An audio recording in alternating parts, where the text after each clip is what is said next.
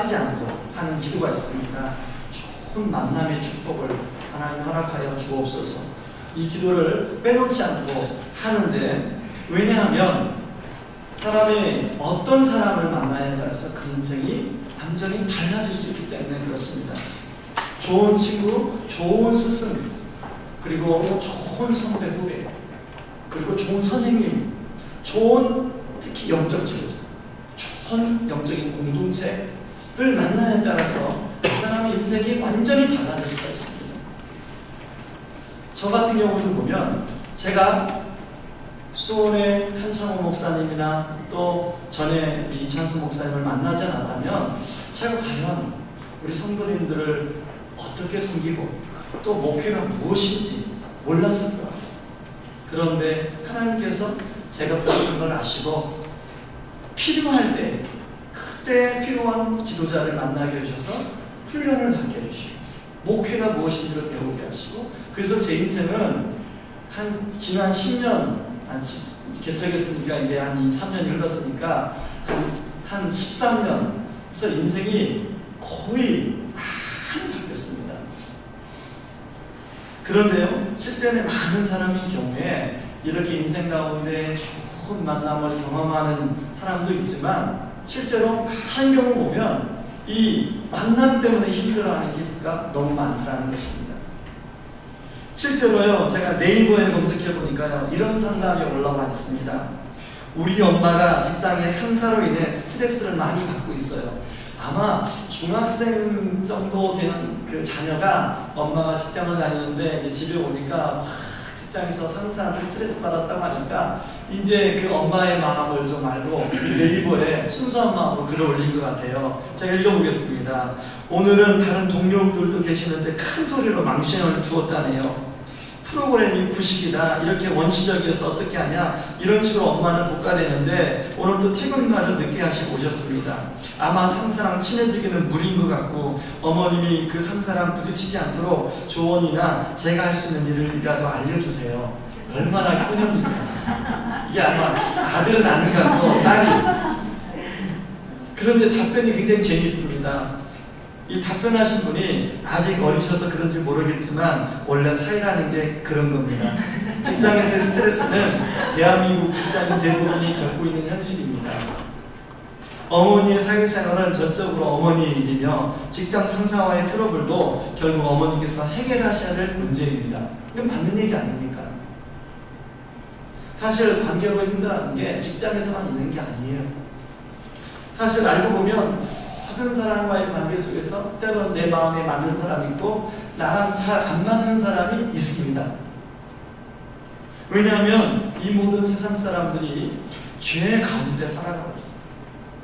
그러니까 죄와 더불어 살아가고 있어요. 그러다 보니까 다 자기중심적으로 생각하고 행동하는 사람들이 많더라는 것입니다. 그래서 우리가 사는, 심지어는 집안 안에서도 그렇게 나와 마음이 맞는 사람이 있는가 하면 마음이 맞지 않는 사람이 있어요. 벌써 여기 계시는 그 분들은 하나도 그런 분이 아니시겠지만, 그리고 이제 며느리 되시는 분들은 추석 날짜가 다가오니까 시댁에 갈 일이 걱정스러운 거예요.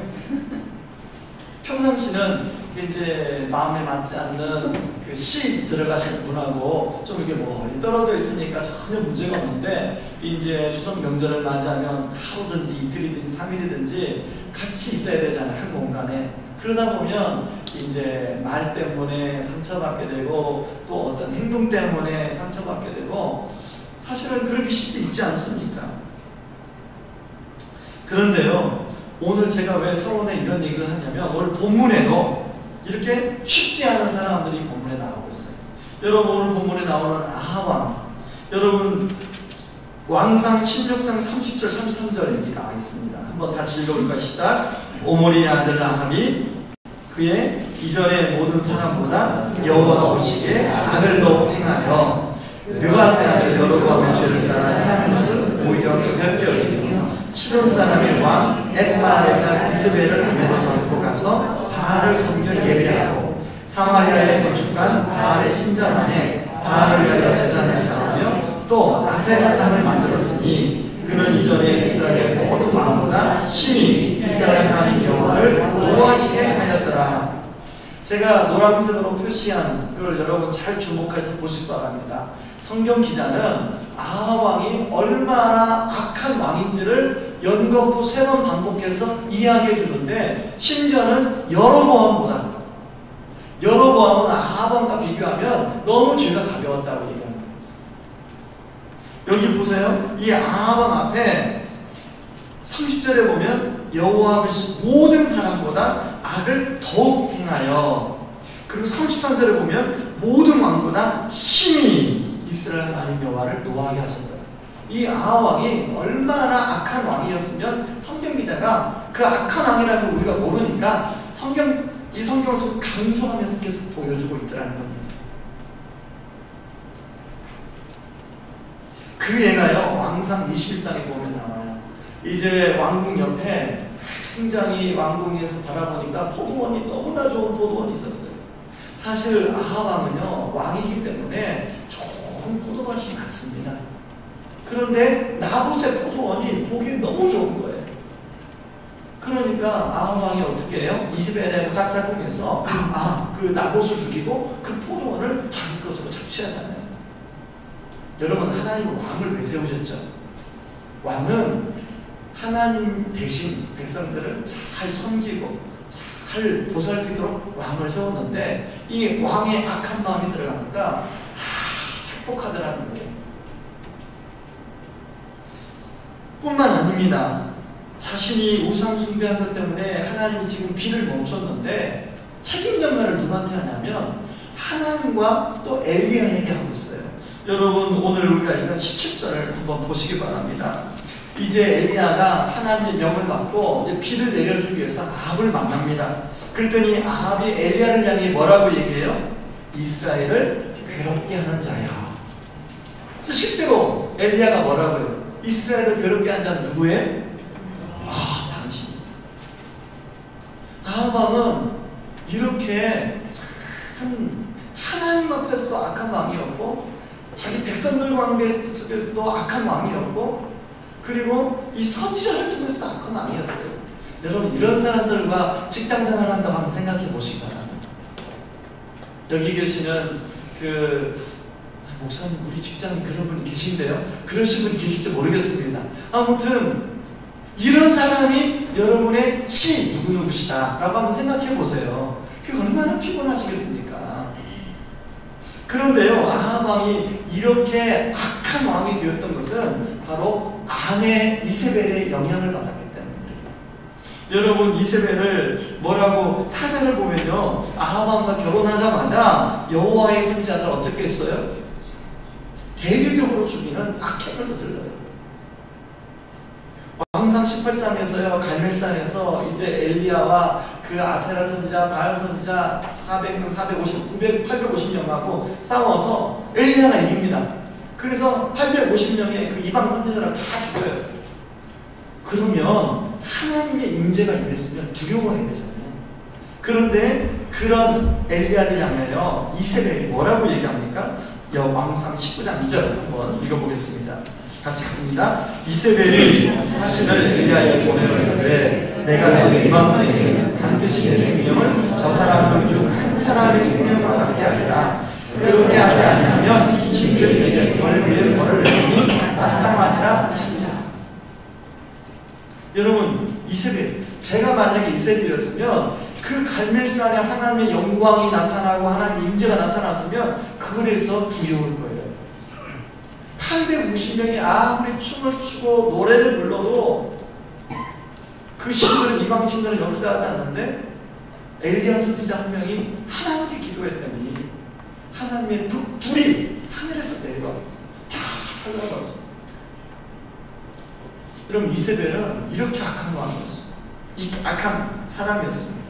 그런데 오바댜의 입장에서, 여러분, 오바댜의 입장에서 이런 왕과 이런 왕비를 모시고 그 신앙으로 살아간다는 게 쉽겠습니까? 제가 오바댜의 입장을 생각해 보니까 결코 쉽지 않아요. 여러분, 오바댜 이름 뜻이 무엇인지 아십니까? 여호와의 종이라는 뜻이에요. 이 오바댜가 여호와의 종인 오바댜가 우상을 아주 열심히 섬기는 아합과 이세벨을 씌워드는 게 그게 쉬운 일이겠습니까? 결코 쉬운 일이 아니에요. 아마 성경에 나오지 않지만 오바댜 입장에서 이런 생각을 해보지 않았을까요? 하나님, 이왕이면 좀 좋은 왕을 나한테 붙여주시지. 아니, 좋은 왕비를 좀, 왕이 좀 그러면 왕비라도 조금 편숙한 여인을 만나게 해주시지. 왜 저렇게 고생시킵니까? 여러분, 이런 이야기를 우리가 이렇게 직장에 들어갔을 때 마음 안 맞는 상사를 만나면 하나님 앞에 하는 그런 푸념 아닙니까? 아마 한두 번씩은 그런 푸념을 다 해보았을 거예요. 저도요, 예전에 사회생활 할 때 저를 힘들게 하는 그런 그 상사를 하나님 붙여주셔서 그런 하나님께 기도를 참 많이 했습니다. 여러분, 하나님 나를 사랑한다면 이왕이면 좋은 상사, 이왕이면 좋은 동료, 이왕이면 나랑 마음이 맞는 사람, 그런 사람이 내 부장님으로 내 부서에 배치되면 얼마나 좋아요. 우리 그렇게 생각하지 않습니까? 여러분, 이왕 우리가 분명히 우리는 하나님의 자녀라면 우리 자녀들은 좋은 선생님,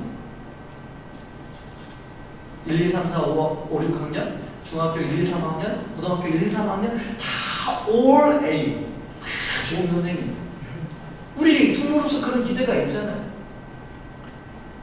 그런데요, 여러분, 우리 자녀들이 어때요? 우리 자녀들의 삶을 한번 돌이켜보면 때로 어떤 학년 때는 참 인자하시고 좋은 선생님, 우리 아이를 잘 이해해주는 선생님을 만나는가 하면 어떤 학년 때는 그 선생님 때문에 너무나 애가 힘든 해를 보낼 때가 있어요.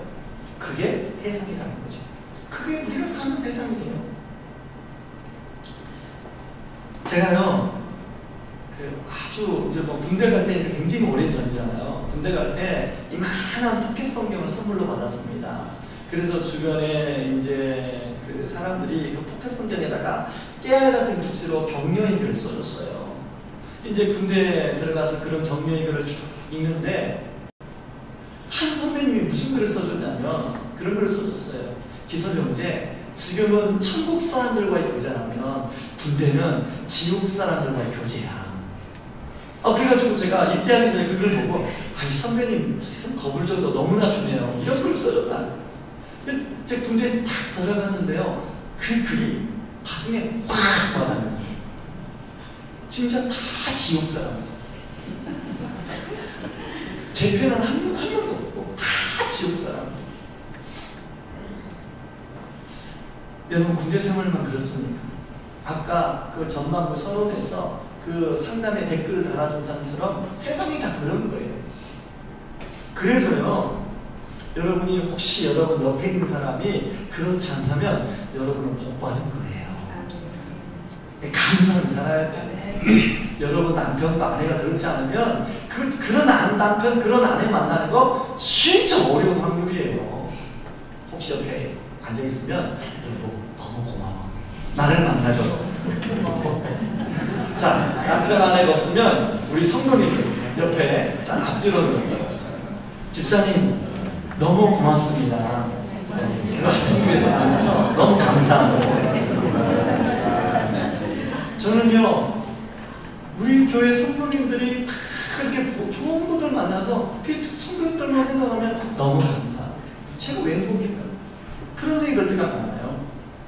여러분, 예수님은요, 이런 세상을 아시고 제자들을 이제 세상 가운데 보내면서 뭐라고 말씀하셨냐면 누가복음 10장 3절입니다. 제가 한번 읽어보겠습니다. 갈지어다 내가 너희를 보냄이 어린 양을 이리 가운데로 보냄과 같도다. 예수님은 제자들을 어린 양에 비유했다면 세상을 어디다 비유했어요? 이리에 비유했어요. 여러분, 예수님 당시 세상이 이리라면 지금 세상은요, 이리가 득실로 있는 거예요.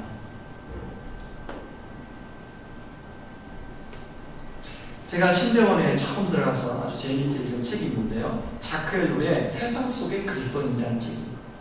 그 책을 보면 인상적인 말이 나와요. 그 저자가 그런 얘기를 합니다. 우리는 세상 안에 살고 있지만 세상에 속한 것은 아니다. 그러므로 우리는 세상 안에서, 세상에는 속하지 않으면서도 세상 안에서 세상 사람들에게 빛을 발해야 된다. 사실 다 아는 얘기지만 그 저자가 그런 얘기 써놓으니까 그게 참 마음에 와닿더라고요. 저는 오늘 본문에 나오는 이 오바댜를 통해서 이 세상 속의 그리스도인으로 우리가 어떻게 살아갈까 한번 좀 생각해 봤으면 좋겠습니다. 우리가 세상 속의 그리스도인으로 살아가려면 첫 번째 필요한 게 있는데, 이 오바댜가 맡겨진 일에 충실하고 있습니다. 성경에 보니까 오바댜의 직업은 뭐라고 얘기하고 있습니까? 왕궁을 맡은 자. 다른 성경 번역본에 보니까 국내 대신으로 나와 있습니다. 여러분, 국내 대신 왕국을 맡았다는 것은 왕국을 맡아서 전반적인 삶을 잘 감당하는 사람, 그리고 또 나라 살림을 감당하는 사람, 지금으로 말하면 국무총리와 대통령 비서실장을 함께 겸하는 사람이 아닌가 생각이 들어요. 그런데요, 이런 중요한 자리에서 어떤 직무를 실행하려면 윗사람의 명령을 하달받아서 실행해야 되는 거죠. 그런데 그 윗사람이 나와 생각이 다르거나 가치관이 다르다. 그러면 그 밑에 사람 입장에서는 어떻습니까? 그 일을 하긴 하는데 마음에서 우러나와서 그 일을 못해요. 어쩔 수 없이 의무감을 되는. 그러니까 일이 재미가 없죠. 그리고 설령 진짜 가치관이 조금 되면 양심에 찔림이 있습니다. 그 일을 하면서 양심에 찔림이 있는 거예요.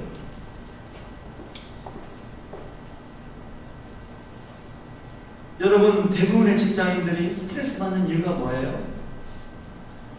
내 상사와 나와 마음이 맞아서 그 일을 하면 너무 회사 출근하는 게 너무 재밌는, 일이 힘들어서 별로 힘든 사람이 없어요. 일이 힘든 것보다는 이 사람과 마음이 안 맞아서 힘든 거예요. 가치관과 생각이 안 맞아서 힘든 거예요. 저 역시도 제가 말했지만 사회생활을 하면서 또 예전에 교회에서 섬길 때 보면 참 이런 고민을 많이 했던 거예요. 이런 갈등들이 제 안에 많아요. 그런데요, 오바댜는 분명히 오바댜와 이 아합과 이세벨하고는 가치관과 생각이 안 맞았어요. 그렇죠? 안 맞았죠? 근데 오바댜가요, 그 아합과 이세벨 밑에서 자기 맡겨진 일에 충실하게 감당하고 있더라는 거예요. 그리고 그런 아합으로부터 인정을 받고 있더라는 겁니다. 여러분, 오늘 말씀을 한번 보시기 바랍니다. 이제 아합 왕 때 하나님께서 3년 동안 비를 내리지 않았습니다. 가뭄이 들었어요. 그 3년 동안 비가 오지 않으니까 농경문화사에서도 비가 오니까 너무나 고생스럽겠죠. 이제 양들이 또 노새들이 먹을 물도 없는 거예요. 그러니까 이제 왕이 직접 물길을 찾아서 떠나는 거예요. 그럼 누구를 대동합니까? 바로 이 오바댜를 대동합니다. 사실은 지금 3년 동안 가뭄이었기 때문에 물을 찾는 것은 국가적인 프로젝트, 중요한 프로젝트예요. 지금 아합 왕인데. 그러면 이런 중요한 프로젝트를 누구와 함께 합니까? 별로 자기가 잘 안 믿는 사람과 함께 하겠어요? 자기가 진짜 인정하고 믿을 만한 사람, 그 사람과 함께 하겠죠. 그런데 그 사람을 누구를 지금 아합이 함께 동행하고 있어요? 오바댜와 함께 그 일에 동행합니다. 여러분, 오바댜가 그렇게 가치관과 생각과 뭔가 신앙도 안 맞는데 그 오바댜가 그 밑에 있으면서 분명히 갈등했을 거예요. 그런데 그럼에도 불구하고 그 아합 왕에게 인정받았다는 겁니다. 여러분, 저는 이 오바댜가 어떻게 해서 인정받았나 성경에 나오지 않지만 이것을 그 요셉의 예로 하나 여러분한테 보여드리려고 합니다. 창세기 39장 3절 4절을 한번 읽어보시고 같이 읽습니다. 시작. 그의 주인이, 자, 같이 읽습니다. 시작. 그의 주인이 여호와께서 그와 함께 하심을 보며 또 여호와께서 그의 범사에 형통하게 하심을 보았더라. 요셉이 그 주인에게 은혜를 입어 섬김에 그가 요셉을 가정총무로 삼고 자기의 소유를 다 그 손에 위탁하니. 여러분, 보디발이 이 요셉이 노예로 끌려와서, 히브리 노예로 끌려와서 이 요셉을 보니까 하나님이 요셉과 함께 하는 거예요. 그러니까 믿을만 하니까 자기 집안의 모든 것을 다 요셉에게 위탁하더라는 것입니다. 저는 오바댜도 그러지 않았을까 생각이 들어요. 우리가 세상 속에 살아갈 때 우리와 마음이 맞는 사람을 만날 수도 있지만 사실은 50%는 마음이 안 맞는 사람을 만날 때가 많습니다. 그런데 여러분, 오바댜는 마음이 안 맞는다고 분명히 갈등이 있었을 거예요. 그런데 불평하고 그걸 부정하고 그러지 않았어요. 오히려 그런 가운데서도 자기에게 맡겨준 일을 잘 감당했어요. 그렇게 하다 보니까 자기 상사 아브라함에게 인정받는 사람이 되었다는 것이죠.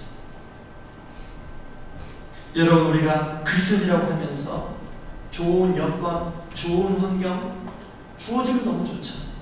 그런데 여전히 그리스도인들에게도 50%는 좋은 여건, 좋은 환경이 주어지지 않을 때가 있더라는 거죠. 이제 새로운 상사가 부임했는데 예전 상사는 마음이 잘 맞았는데 새로운 부임한 상사가 마음이 안 맞을 수가 있다는 거죠. 그럴 때 하나님이 우리에게 원하시는 게 뭐예요? 하나님이 환경과 사람에 상관없이 하나님 나를 그곳에 보내신 이유가 있다. 그래서 여러분이 지금 그게 여러분이 직장이든 여러분이 사업장이든 여러분이 박씨집 아니든 김씨집 아니든 여러분이 속해 있는 그곳이 여러분의 선교지인 줄 믿습니다. 여러분, 선교지는 선교사 마인드를 가지고 살아야 돼요. 지난번에 우리 교회에 와서 같이 교제했던 신명철 선교사님, 아제르바이잔에서 사역하시잖아요. 아제르바이잔은 선교사라는 신분이 탄로가 나면 바로 방출이에요. 선교사라는 신분을 유지하기 위해서 이제까지는 대기업의 근무, 한국에서 나온 대기업 직원으로 근무했어요. 선교사라는 신분을 유지하기 위해서. 지금은 이번에 기도 편지가 왔는데 이제 대기업에 근무를 했는데 그게 신분이 이제 끝났어요. 그래서 더 이상 근무를 할 수가 없어요. 대기업에서는 이 사람이 근무지도 못해. 워낙 일을 잘하니까. 그래서 NGO 단체에 이제 등록을 해서 신분을 유지하는데 그 NGO 단체가 재정적으로 어려워서 이제 폐쇄 위기에 놓였다는 거예요. 그러면 선교사 신분을 유지할 수 없잖아요. 그래서 본인이 그 NGO를 또 살려야 된다는 거예요. 자기하고 안 맞는 NGO인데 지금 그 일하려고 가는 게 아닌데 선교 때문에. 그러면서 그 안에는요, 그 동네 사람들 아줌마들 만나면서 1대1로 만나서 복음을 전하고 그들을 초대해서 한국 음식들을 먹이고, 그 선교사 마인드 아닙니까? 지금 이제 한국교회가 미셔널 처치의 개념으로 나가고 있습니다. 미셔널 처치의 개념은 어떤 개념이냐면 보내는 선교사, 가는 선교사 그런 개념을 떠나서 미셔널 처치의 개념은 예수 믿는 내가 있는 자리에서 선교사의 마인드를 가지고 살아가는 삶, 이게 미셔널 처치예요. 여러분이 보내신 곳이 바로 선교지. 여러분이 보내신 그 가정이 선교지예요. 여러분이 서 있는 곳이 선교지예요. 내일 출근할 그곳이 선교지예요. 여러분이 하고 있는 그 사업장이 선교지예요. 여러분이 추석 명절날 가서 선교될 분들이 다 선교 대상들이에요.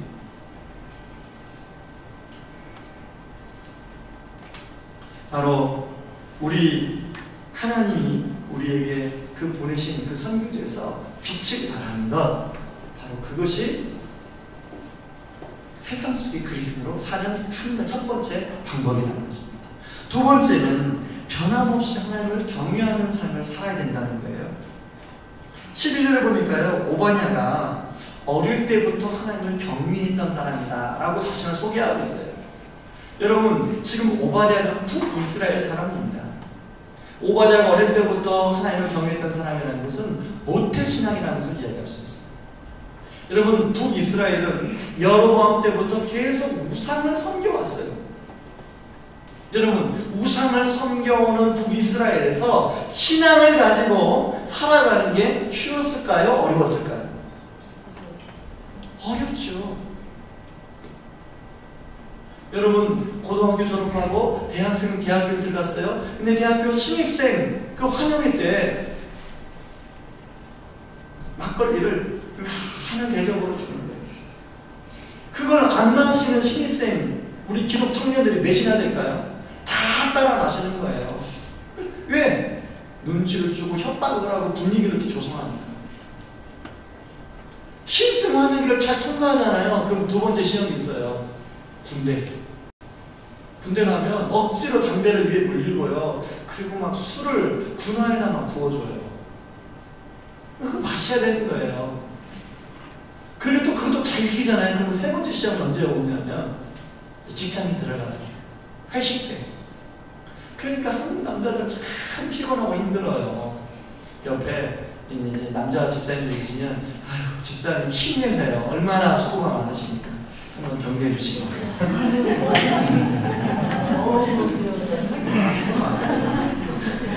그런데요, 남자들만 힘든 게 아니에요. 아니 이제 남자 집사님 격려해주면 아니 뭐 남자들만 힘드나? 우리도 힘든데? 아마 그렇게 생각하시는 우리 여자 집사님들은 많으실 거예요.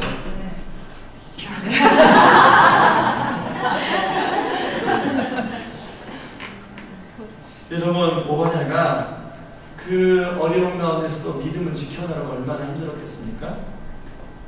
그런데요, 그런 어려움 속에서 믿음을 지켜왔기 때문에 위기 상황이 오니까 그 위기 신앙이 작동되더라는 거예요.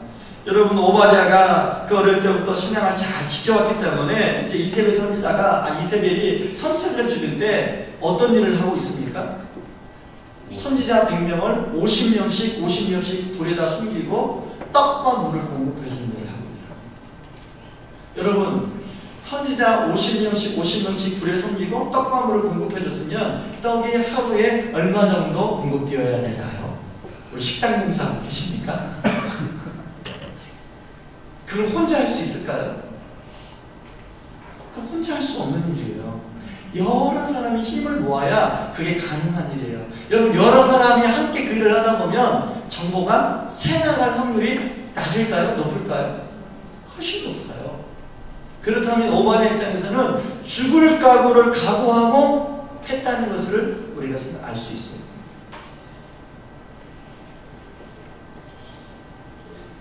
여러분, 사실 오바댜는요, 마음 자체가 여린 사람이라는 것을 저는 오늘 성경에 보면서 알았는데요. 12절에 보니까요, 엘리야 선지자가 이제 아합에게 가서 내가 여기 있다고 말을 해라. 그랬더니 오바댜가 뭐라고 대답을 합니까? 하나님의 영이 당신을 다른 데로 이끌고 가면 내가 괜히 아합한테 거짓말했다고 해서 나가 죽을 수가 있습니다. 두렵습니다. 여러분, 이 말을 보면 오바댜는요, 이 마음이 여린 사람이에요. 원래 마음이 이렇게 막 담대한 사람이 있어요. 제가 예전 교회를 섬길 때 우리 제가 참 사랑하고 아끼는 후배가 있는데 이희령 목사라고 있습니다. 이 사람은 생긴 모습이 죄송합니다. 생긴 모습이 약간 산적 비슷하게 생겼어요. 사실은요, 고등부를 지금도 담당하고 있는데 막 말씀을 전해도 막 불의 사자처럼 전해요. 실제로 성격 자체가 그래요. 그래서 뭐 좀 어려움이 있어요. 에이, 뭐 그런 어려움이 있나? 막 불도저예요, 불도저. 막 밀고 나가요. 그런 사람이 있는가 하면요, 뭘 하나에도 소심하고 여리고 잘 도전을 못하고 그런 성향을 가진 사람도 있어요. 사람마다 다 장단점이 있으니까. 그런데요, 그걸 따져보면 오늘 나는 이 오바댜는 약간 굉장히 여린 사람의 축에 들어가요. 여기 앉아 계시는 분들이 보니까 이 불도저 같은 분은 그래도 있네요. 근데 다 여리신 분들이에요. 그런데요, 오바댜가 제가 왜 이 말씀드리냐면 우리는 어떤 믿음이 있고 담대한 믿음은 마치 그런 불도저 같은 기질을 가지고 있는 사람만 담대한 믿음을 가질 수 있다고 하는데 절대 그렇지 않습니다. 그 사람에게 성령의 인재가 임하고 하나님의 은혜가 임하면 여린 사람도 이 오바댜처럼 결정적으로 하나님의 일을 감당합니다. 그래서 여러분 스스로 여러분을 제한하지 마시기 바랍니다. 나는 원래 용기도 없고 나는 뭐 하는 것도 주저하고 나는 좀 그런 사람이야. 그런 생각하지 마세요. 하나님의 은혜가 내 안에 임하면, 성령의 능력이 내 안에 임하면 용기와 담대함이 생겨요. 그게 진짜 능력이에요. 저는 저와 여러분이 그런 은혜가 있기를 주의 이름으로 축원합니다. 아멘. 세 번째는요, 결정적인 문제 해결의 열쇠를 가진 사람이 오바댜였어요. 아합 왕이 우상 숭배를 해서 3년 동안 비가 내리지 않으니까 하나님이 엘리야에게, 야, 이제는 됐다, 이제 비를 내리겠다, 네가 가서 아합 왕에게 비를 내린다고 말을 해라. 그렇게 하나님 명령합니다. 그런데요, 그러면 효율적인 것은 엘리야가 아합을 직접 만나서 그 이야기를 해주면 그게 훨씬 더 효율적이고 능률적이에요. 그런데 이 엘리야가 아합 왕을 직접 만나지 않고 오늘 본문에 보니까 오바댜를 만나서, 오바댜야, 네가 가서 아합 왕한테 내가 여기 있다고 말 좀 전해다오. 엘리야가 하나님의 능력으로 아합 왕이 어디 있는지 몰랐을까요? 알았을 거예요. 그런데 굳이 오바댜한테 가서, 아합 왕한테 가서 내가 여기 있다는 것을 좀 이야기해줘라, 이렇게 이야기하는 거예요. 오바댜가 아까 말한 것처럼 여린 사람입니다. 오바댜가 어떻게 해요? 그럼 처음에 두려워해요. 그런데 그 두려워하다가 엘리야가 다시 한번 설득하니까 오바댜가 그것을 실행에 옮깁니다. 오바댜가 나중에 이제 엘리야를 만난 아합 왕이, 자기가 아합 왕한테 얘기해서 아합 왕이 엘리야를 만나서 3년 동안 비가 내리지 않았던 자기 나라에 비가 내리지. 여러분, 그런 오바댜 입장에서 어떤 마음이 들었을까요? 여러분, 오바댜는 여기서 딱 빼도 스토리가 진행이 돼요. 그런데 하나님께서 굳이 오바댜를 거기에 불러서 그 사이에 끼워 넣어서 오바댜를 통해서 그 말을 전하게 하더라는 거예요. 여러분, 저나 여러분들이나 하나님 나라에 빼도 하나님 나라는 이루어집니다. 저를 빼도 하나님 의왕지역에 훌륭하신 목사님들이 많고 그렇기 때문에 의왕지역에 복음화, 가정의 변화 일어날 수 있어요. 그런데 하나님이 저를 초대한 거예요. 하나님이 이 만찬을 베풀어 놓고 저를 초대한 거예요. 하나님이 뷔페를 불러놓고 여러분들을 초대한 거예요. 여러분이 빠져도 그 뷔페 잔치는 돼요. 잔치는 돼요. 잔치 진행하는데 전혀 지장 없어요.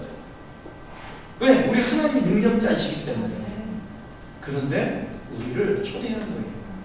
여러분, 오바댜가 나중에 그 진리를 깨닫고 그 은혜를 깨닫고 얼마나 감격스러울까요? 하나님이 나 필요 없는데 굳이 나를 불러서 그 3년 동안 비가 내리지 않는 곳에 비를 내리게 하는 일에 나를 사용하셨구나. 그 사실을 깨닫게 되었을 때 얼마나 기뻤을까요? 그런데 만약에 오바댜가 하나님, 엘리야 나 두려워서 나 아합 왕이에요, 그 말 못해요 라고 말했다면 하나님은 다른 사람을 통해서 그 일을 하셨을 거예요. 여러분이 하나님의 초대에 부응하지 않으면 하나님은 다른 사람을 초대해서 그 일을 하실 거예요. 그럼 우리 입장에서 어떻게 돼요? 오바댜처럼 하나님 나를 초대할 때 이것저것 따지지 않고, 네, 알겠습니다. 제가 제 시간과 제 물질과 제 마음을 주님 앞에 드리겠습니다. 그 당시는 하나님이 그 일을 통해서 어떤 일을 행하실지 모르지만 3년 동안 비가 내리지 않은 그 나라에 비가 어수처럼 쏟아질 때 그 오바댜가 느꼈을 감격을 한번 생각해 보세요. 여러분, 지금은 영적인 감동이 들었어요. 많은 성도들은 제가 판단된 거예요. 교회는 다니고 있지만 영적으로